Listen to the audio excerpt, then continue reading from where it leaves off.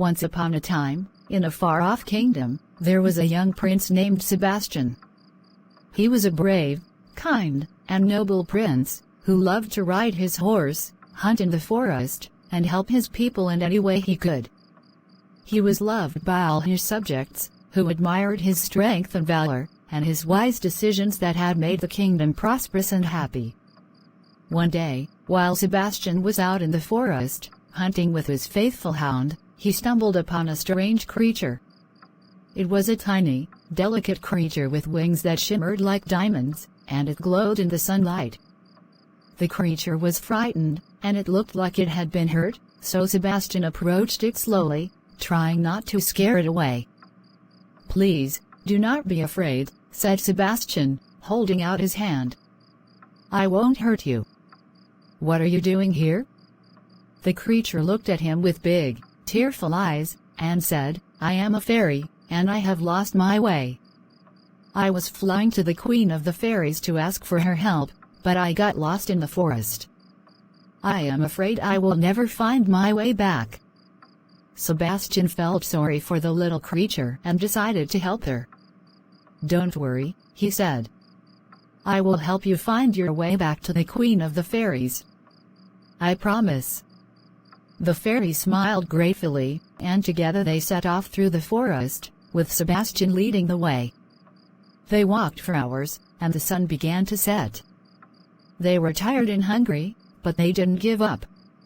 Suddenly, they saw a faint light in the distance, and as they got closer, they realized that it was coming from a beautiful castle. "Look," said the fairy, pointing. "That is the Queen's castle. We have found our way." Sebastian was amazed. He had never seen such a magnificent castle before. It was made of the finest marble and adorned with precious gems and gold. The castle was surrounded by lush gardens, and the air was filled with the sweet scent of flowers. As they approached the castle, the fairy suddenly became very nervous. "I am afraid," she said. "The Queen of the Fairies is very powerful, and she is not always kind to humans. I don't want you to get hurt because of me." But Sebastian was not afraid. He knew that he had to help the fairy, no matter what. "Don't worry," he said. "I will protect you." They entered the castle, and the Queen of the Fairies appeared before them. She was beautiful, with long, flowing hair that shimmered like gold, and eyes that sparkled like diamonds. She looked at Sebastian and the fairy with a stern expression, and asked, "What brings you here?" Sebastian explained their situation, and how they had come to the castle to ask for the fairy's help. The queen listened attentively, and then she smiled. "You are a brave prince," she said. "Not many humans are willing to risk their lives for a fairy. But you have proven yourself worthy. I will grant your wish, and help the fairy." Sebastian was overjoyed. He had never felt so happy in his life.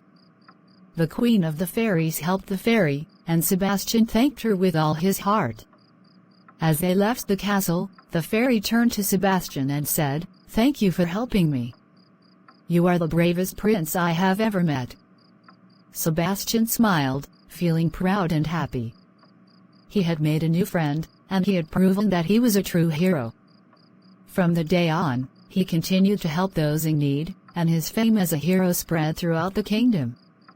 The people loved him even more, and they admired him for his kindness and bravery. Years passed, and Sebastian grew older. He ruled the kingdom with wisdom and justice, and his people prospered. One day, he met a beautiful princess from a neighborhood kingdom, and they fell in love. They got married in a grand ceremony, and the kingdom rejoiced. Sebastian and the princess lived happily ever after, and their love for each other never faded. They had many children, who grew up to be strong, kind, and wise, just like their father. And the fairy who Sebastian had helped all those years ago. She became a trusted advisor to the Queen of the Fairies, and she always remembered the brave prince who had helped her find her way back home. She often visited Sebastian and his family, and they would sit together and talk about their adventures. And so, the legend of Prince Sebastian lived on, inspiring generations to come, and reminding us that true bravery comes not from strength or power, but from a kind and compassionate heart. See you on my next story.